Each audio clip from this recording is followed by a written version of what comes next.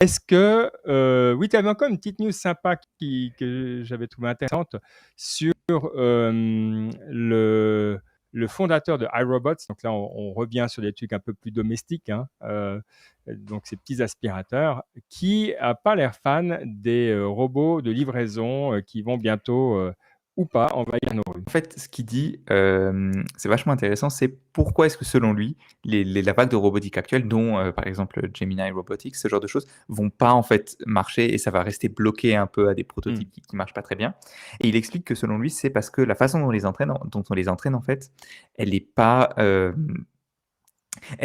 fait, le problème, c'est que pour les robots, en fait, c'est pas vraiment le cas. C'est-à-dire que ce que tu veux que ton robot il fasse, théoriquement, c'est qu'il voit son environnement et qu'il prenne des actions. Donc c'est ça. Qu'il aille de texte, enfin non, pardon, pas de texte, de vision, tu vois, d'un truc que tu vois, à prendre une action avec un bras.